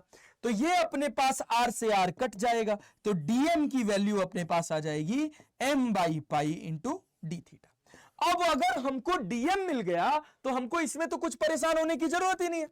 देखो ये जो एलिमेंट हमने माना है, ये जो एलिमेंट हमने माना है, इसके दो कोऑर्डिनेट होंगे, एक होगा x और एक होगा y। तो देखो थीटा पर जाकर जब तुम d थीटा माने हो तो y की वैल्यू तुमको कितनी मिली है? तो तुमको y की वैल्यू मिली है भैया r साइन थीटा, और x की वैल्यू कितनी मिली? x की वैल्यू तुम्हारी जो होगी ये हो जाएगी तुम्हारी, ध्यान से देखो, ये तुम्हारा r साइन थीटा, तो ये तुम्हारा क्या होगा? r cos theta. बहुत ध्यान से देखना, अभी जो मैंने यहां पर बताया है वो सब लॉजिकली प्रूफ हो जाएगा। चलो देखो कैसे। y की जगह अगर मैं लिखूं तो y की जगह मैं लिख सकता हूं बेटा r sine theta into D theta, ठीक है, r साइन थीटा, और dm की जगह कितना? dm की जगह m बाई पाई, dm की जगह y की जगह हमने लिख दिया r साइन थीटा, और dm की जगह लिख दिया m by pi into D theta, divided by ये dm को हम डायरेक्टली इंटीग्रेट करके क्या लिख सकते हैं? m लिख सकते हैं। चलो भैया m को बाहर कर लेंगे, m से m कट जाएगा तो 1 बाई पाई बाहर आ जाएगा, 1 बाई पाई बाहर आ जाएगा, और आपके पास क्या बचा? आपके पास बचा, r को भी आप बाहर कर सकते हैं, आपके पास बचा साइन थीटा डी थीटा। और लिमिट कहां से कहां तक? लिमिट 0 से लेकर पाई तक। सेम एज अगर मैं यहीं पर एक्सियोएम निकाल रहा होता, ध्यान से देखो, अगर मैं एक्सियोएम निकाल रहा होता तो ये क्या होता? ये आपके पास होता x into DM upon DM, x into DM upon DM, एक कैलकुलेट करके बता रहा हूं। अब ध्यान से देखो, x की वैल्यू तुम क्या लिखते? r cos थीटा, और dm तो वही रहेगा क्या? m by pi into D theta. अब यहां से डिवाइडेड बाई m हो जाएगा, यहां से m r बाई पाई और m बाहर कर लोगे तो ये r बाई पाई हो जाएगा, और ये तुम्हारे पास इंटीग्रेशन किसका हो जाएगा? cos theta D theta. Limit कहां से कहां तक? 0 से लेकर पाई तक। अच्छा भाई, अब अगर मैं इन दोनों को इंटीग्रेट करूं, ध्यान से देखो, पहले मैं इसी को कर देता हूं r by pi, cos theta का इंटीग्रेशन हो जाता है sin थीटा। लिमिट 0 से लेकर पाई तक मैं बिना हेजिटेट हुए इसको 0 लिख दूंगा, क्योंकि sin 180 की भी वैल्यू 0 होती है, sin 0 की भी वैल्यू 0 होती है। तो मेरा जो एक्सियोएम निकल कर आया वो क्या निकल कर आया? वो शून्य निकल कर आया। तो याद रखिएगा, क्या याद रखेंगे? कि कोई भी डिस्ट्रीब्यूटेड मास सिस्टम जिस एक्सिस के अबाउट सिमेट्रिक होगा उसका सेंटर ऑफ मास उसी एक्सिस के अबाउट निकलेगा। अदर किसी एक्सिस के अबाउट जो सेंटर ऑफ मास होगा वो शून्य होगा, ठीक है? क्या याद रहेगा? जिस एक्सिस के अबाउट ऑब्जेक्ट सिमेट्रिक है, सेंटर ऑफ मास उसी एक्सिस के अलोंग आएगा। एक्स के अबाउट सिमेट्रिक है, प्लेनर बॉडीज में अगर एक्स के अबाउट सिमेट्रिक है तो वाई में सेंटर ऑफ मास 0 होगा, अगर वाई के अबाउट सिमेट्रिक है तो एक्स में सेंटर ऑफ मास 0 होगा। सिंपल, बिना किसी कॉन्फ्लिक्ट को इसको याद रखने की जरूरत है, ठीक है? तो जैसे ही मुझे ये दिखेगा, मुझे दिख रहा है कि ये वाई एक्सिस के अबाउट सिमेट्रिक है, तो मतलब इसका एक्सियोएम जो होगा वो शून्य हो जाएगा। मैं इतना कैलकुलेट नहीं करूंगा, मैं डायरेक्टली लिख दूंगा क्या? एक्सियोएम इक्वल्स टू 0, ठीक है? अच्छा, अब वाईसीओएम हमको कैलकुलेट करना है तो कैसे निकालेंगे? वाईसीओएम भैया बाहर क्या आ गया है? बाहर आर बाई पाई आ गया है क्या? यस सर, बाहर आ गया है आर बाई पाई, और कॉस थीटा का होता है माइनस साइन थीटा, नहीं साइन थीटा था, क्या था? साइन थीटा था। साइन थीटा का इंटीग्रेशन होता है आपके पास माइनस कॉस थीटा। क्या है यार? साइन थीटा का integration minus cos theta, limit 0 से लेकर पाई तक। जब अंदर आपके पास नेगेटिव साइन आ जाए तो आप क्या करो? तब आप क्या करो? तब आप lower limit minus upper limit कर दो। cos 0 माइनस cos पाई करोगे, cos 0 की वैल्यू 1, cos पाई की वैल्यू -1, और 1 माइनस -1 प्लस 1 हो जाएगा, तो आपका YCOM निकल के आ जाएगा कितना? YCOM निकल के आ जाएगा बेटा जी 2r by pi. YCOM will be equal to 2r by pi. मतलब अगर मैं इसके अगर मैं इसके सेंटर ऑफ मास की बात करूं तो इसका सेंटर ऑफ मास कहीं यहां होगा और कोऑर्डिनेट क्या होगा 2r by pi 0, 2r by पाई। क्या होगा भैया, x तो 0, y में कितना 2r बाई पाई, y में क्या 2r बाई पाई, x में कितना 0। याद रखिएगा यहां से ये जो हाइट होगी ये 2r बाई पाई होगी। बढ़िया है, आसान है, मस्त मन लगा के इसको सीखेंगे, ये बहुत इंपॉर्टेंट पार्ट है। ठीक है, चले आगे बढ़े, आगे बढ़े भाई। कहानी क्लियर है, एकदम क्रिस्टल क्लियर है। अब इसके बाद हमारे पास एक और आ जाता है, that is centre of mass of semicircular disc. मान लीजिए कि आपके पास एक सेमी सर्कुलर डिस्क है और वो कैसी है, चलिए देख लेते हैं। ये रही आपकी डिस्क, ओह ओह, ये नहीं रही, ये तो रिंग है, ये तो रिंग है, इससे बनाते हैं। ये रहा आपके पास एक सेमी सर्कुलर डिस्क। ठीक है, चलो भाई इसको थोड़ा रच देते हैं, थोड़ा पेंट कर देते हैं तो ज्यादा अच्छा फील आएगा। देखो ये रहा आपके पास एक सेमी सर्कुलर डिस्क। ठीक है, हाँ भैया, बहुत अच्छा भैया, ये है आपके पास एक सेमी सर्कुलर डिस्क। अब आपको निकालना है इसका सेंटर ऑफ मास। कैसे निकालेंगे इसका सेंटर ऑफ मास, आप कैसे कैलकुलेट करेंगे? तो आपको करना क्या है, इसका इस सेमी सर्कुलर डिस्क का रेडियस आपको पता होगा, इस सेमी सर्कुलर डिस्क का रेडियस आपको पता होगा बेटा जी आर। रेडियस कितना पता है? रेडियस आपको पता है आर। बहुत बढ़िया। अब इसमें अगर स्मॉल एलिमेंट ढूंढा जाए तो स्मॉल एलिमेंट का बेसिक मतलब होता है कि ऐसा कौन सा शेप जो बार बार रिपीट कर दिया जाए, ऐसा कौन सा शेप जो बार बार रिपीट किया जाए सर और क्या बन जाए, जिसको बार बार रिपीट करने से ये जो शेप है डिस्क का, सेमी सर्कुलर डिस्क का शेप बन जाए, तो भाई साहब वो क्या कहलाएगा? This will be the element of the disc. वही एलिमेंट आपको यहां पर कंसीडर करना है। जैसे जब आप रिंग की बात कर रहे थे तो रिंग में क्या था? एक छोटा सा आर्क। ऐसे ही खूब सारे छोटे से आर्क जोड़ते जोड़ते जोड़ते जोड़ते चले जाओगे तो आपको क्या मिल जाएगा? रिंग मिल जाएगा। सेम एज ये रहा आपके पास डिस्क। इस डिस्क में ऐसा कौन सा छोटा सा एलिमेंट है जिसको मैं बार बार बार बार बार बार बार बार जोड़ता चला जाऊं तो मेरा डिस्क बन जाएगा? तो क्या मुझे समझ आता है कि एक बहुत छोटी सी सेमी सर्कुलर रिंग लो, उसके बाद उससे थोड़ी बड़ी सेमी सर्कुलर रिंग, और बड़ी और बड़ी और बड़ी और बड़ी और बड़ी, और ऐसे सेमी सर्कुलर रिंग रखते चले जाओ, क्या बन जाएगा? तो भैया अपने पास बन जाएगा एक सेमी सर्कुलर डिस्क। ठीक है, तो भैया इसका स्मॉल एलिमेंट जो होगा, इसका स्मॉल एलिमेंट जो होगा वो आपके पास हो जाएगा एक सेमी सर्कुलर रिंग। तो हमने कहा आर पर जाकर एक डीआर थिकनेस का हम छोटा सा क्या मान लेते हैं? आर पे जाकर डीआर थिकनेस का एक छोटा सा हम रिंग मान लेते हैं, सेमी सर्कुलर रिंग मान लेते हैं, जिसका मास कितना हो जाएगा?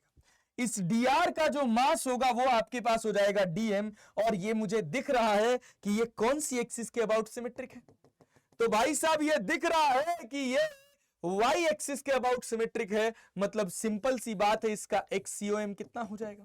इसका XCOM बेटा जी 0 हो जाएगा। अब आपको करना क्या है? अब आपको इस रिंग का सेंटर ऑफ मास निकालना है। इस रिंग का अगर आपको सेंटर ऑफ मास पता है, इस स्मॉल एलिमेंट को आप इंटीग्रेट कर दीजिए, आपको डिस्क का सेंटर ऑफ मास मिल जाएगा। तो मैं जो सेंटर ऑफ मास निकालूंगा वो कौन सी एक्सिस में निकालूंगा? y एक्सिस में निकालूंगा सर। और मैं क्या लिखूंगा उसको मैं लिखूंगा y into DM upon DM. ठीक है, तो स्मॉल एलिमेंट जो है हमारा, वो स्मॉल एलिमेंट हमारा रिंग है, और इस रिंग का जो सेंटर ऑफ मास होता है वो होता है 2r बाई पाई। तो भाई रिंग का रेडियस कितना है? रिंग का रेडियस स्मॉल r है, तो 2r बाई अपने पास कितना आ गया? ये आ गया 2r बाई पाई। तो भाई जब हम इसको सॉल्व करने जा रहे हैं तो y की जगह लिख देंगे क्या? 2r बाई पाई। अब गेम है डीएम लिखने का। तो भैया आप पाई आर स्क्वायर बाई 2 एरिया का जो मास है, बहुत ध्यान से देखना, वो तुम्हारे पास कैपिटल एम है। तो यूनिट एरिया का कितना होगा? That is 2m upon pi r square. ठीक है, तो ये जो स्मॉल एलिमेंट है डीए एरिया का जो मास होगा वो कितना होगा? 2m upon pi r square into dA. और ये किसके बराबर होगा? ये बराबर होगा डीएम के। और डीए की वैल्यू कितनी होगी? इस डीए की वैल्यू कितनी होगी कैसे निकालेंगे? तो इसका जो सरकमफ्रेंस है, देखो इस स्ट्रिप को अगर मैं सीधा कर दूं, देखो इस स्ट्रिप को अगर मैं सीधा कर दूं ऐसे, तो ये स्ट्रिप कितना एरिया कवर कर रही है? इसकी थिकनेस है आपके पास dr और इसकी लेंथ आपके पास कितनी है? इसकी लेंथ है आपके पास पाई आर। अरे भैया सेमी सर्कल का जो सरकमफ्रेंस होगा वो पाई आर और थिकनेस कितनी है? dr, तो इसका जो एरिया हो गया वो length into breadth, that is pi r into dr। ठीक है, तो dA कितना हो जाएगा अपने पास? तो dm कितना हो जाएगा अपने पास? तो हम dm इक्वल्स टू लिख सकते हैं 2m upon pi r square into dr की जगह क्या लिख, dA की जगह क्या लिख सकते हैं सर? इसको लिख सकते हैं पाई आर इंटू dr। तो पाई से पाई कट जाएगा, तो ये कितना हो जाएगा? 2m upon r square into dr। अब ये वैल्यू उठा के यहां रख देंगे, इस dm की वैल्यू उठा के यहां रख देंगे, ये कितना हो जाएगा? 2m upon r square into dr। और सिंस मुझे इसका टोटल मास पता है तो मैं डिवाइडेड बाई m कर दूंगा। तो मैं क्या कहूं, मैं कह रहा हूं कि ये 1/m है। लिमिट कहां से कहां तक? 0 से लेकर कैपिटल R तक। लिमिट कहां से कहां तक? ये R शून्य से शुरू हो रहा है, कैपिटल R तक जा रहा है, तो भैया 1/m। और इसको अगर आप सॉल्व करोगे तो 2m upon pi r square को बाहर कर सकते हो। 2 2 जा 4m, देखो 2 2 जा 4m upon pi r square को बाहर कर सकते हैं, इससे ये कट जाएगा। और अब हमारे पास क्या बचेगा? अब हमारे पास बचेगा भैया ये कितना? ये आर स्क्वायर हो जाएगा। तो ये अपने पास आर स्क्वायर इंटू dr बचेगा, इंटीग्रेट कर देंगे 0 से लेकर r तक, तो ये अपने पास हो जाएगा 4/पाई आर स्क्वायर आर स्क्वायर का इंटीग्रेशन ये अपने पास हो जाएगा r³/3। लिमिट 0 से लेकर कैपिटल R तक, लिमिट 0 से लेकर कैपिटल R तक है अगर, तो मैं इसको क्या लिख सकता हूं? 4/पाई r²। ध्यान से देखना, r³ को क्या लिख सकते हो? r, अब लिमिट लगाओगे अपर लिमिट, तो ये तुम्हारे पास हो जाएगा r³/3। लिमिट इस स्क्वायर से ये क्यूब कट जाएगा और भाई अपने पास आ जाएगा 4r/3 pi, that is the centre of mass of the semicircular disc. ये हो गया अपने पास क्या? ये अपने पास हो गया centre of mass of semicircular disc. मन लगा के इसको देख लीजिए, पढ़ लीजिए, समझ लीजिए, इन डेरिवेशंस की अच्छी प्रैक्टिस कर लीजिए। ये डेरिवेशंस बहुत इंपॉर्टेंट रोल प्ले करेंगी आपकी फिजिक्स को मजबूत बनाने में। कोई भी वेरिएबल बेस्ड क्वेश्चन आ जाएगा तो कैसे वेरिएबल बेस्ड क्वेश्चन को अप्रोच करेंगे वो सब आपको पता चलेगा इसी एलिमेंट कंसीडरेशन की समझ से। इसी वजह से मैं इस पूरे एलिमेंट कंसीडरेशन वाले पार्ट को 2 पार्ट में करा रहा हूं कि पहले पार्ट में हम बहुत बेसिक रख रहे हैं। आज के लेक्चर में हम बस केवल रॉड रखे हैं, रिंग रखे हैं और डिस्क रखे हैं। कल वाले लेक्चर में, जो अगला लेक्चर आपको मिलेगा, उस लेक्चर में हम बात करेंगे भाई साहब किसके बारे में? Hollow hemisphere, solid hemisphere, hollow cone and solid कोन के बारे में। तो मन लगाकर पढ़ते रहिए, सारे कंटेंट को बहुत ढंग से रिवाइज करते रहिए, उसके बाद हम बात करेंगे इसके क्वेश्चंस के बारे में। ठीक है, चलो लगे रहो, खींचते रहो, समझते रहो, रगड़ के पढ़ते रहो। मेहनत से ही सफलता मिलेगी, बिना मेहनत के सफलता नहीं मिलेगी, मेहनत करना पड़ेगा। और जिनके दिमाग में यह सवाल पैदा होता है कि सर कितना देर पढ़े तो हो जाएगा, you are in a state right now जहां से आपको यह नहीं सोचना है कि मैं कितना देर पढ़ूं। नहीं, गर्लफ्रेंड याद रखने के लिए समय होता है क्या कि नहीं 2 बजे से 5 बजे के बीच में याद करेंगे? नहीं ना, क्यों? दिमाग में चलती रहती है ना वो। तो सेम एज बेटा, अगर आप चाहते हो कि आपका सिलेक्शन हो जाए तो आपकी पढ़ाई लिखाई आपके दिमाग में 24/7 चलने चाहिए। जो आप पढ़ रहे हो, जो आप एक्टिविटी कर रहे हो दिन भर में, मैं आपको सिंपल सी बात बताता हूं इवैल्यूएशन की, कि कैसे इवैल्यूएट करें कि मैं मेहनत कर रहा हूं। अगर आप दिन भर अपना दिमाग पढ़ाई में लगाए हो ना, तो रात में जब आप सो रहे होगे, सोते समय आपको सपने आएंगे आप जो पढ़ रहे हो उसके। और अगर ऐसा हो रहा है तो समझ लो कि तुम मेहनत कर रहे हो। क्यों? क्योंकि कॉन्शियसली सबकॉन्शियसली हम अपने दिमाग को एक काम करने के लिए इंसिस्ट कर रहे हैं कि नहीं मैंने यही करना है, यही करना है, यही करना है, यही करना है। और जब हम यही इंसिस्ट कर रहे हैं कि हमको पढ़ना है, हमको पढ़ना है, हमको पढ़ना है, तो जब हम रात में सोएंगे ना, तो सबकॉन्शियस ब्रेन जब जागेगा तो वो क्या करेगा? तो भी वो पढ़ेगा। और जब वो पढ़ेगा तो आपको पढ़ने और पढ़ाने के ही सपने दिखाएगा। ठीक है, बहुत सारे क्वेश्चंस मैंने सपनों में सॉल्व किए हैं सर, मान लीजिए ये बात। तो सपने बहुत महत्वपूर्ण होते हैं, सपने बता देते हैं कि आपकी दिशा किधर है। आप मेहनत क्या कर रहे हैं। ठीक है, चलिए मन लगाकर बने रहिए हमारे साथ, सपनों पर ध्यान दीजिएगा। अगर सपने पढ़ाई लिखाई के आ रहे हैं तो मतलब आप सही रास्ते पर हैं, और कुछ और आ रहे हैं तो गेम गड़बड़ है भैया, फिर आप सिलेक्शन से दूरी बढ़ा रहे हैं। ठीक है, चलिए धन्यवाद, मिलते हैं आपसे अगली वीडियो में, तब तक के लिए नमस्कार।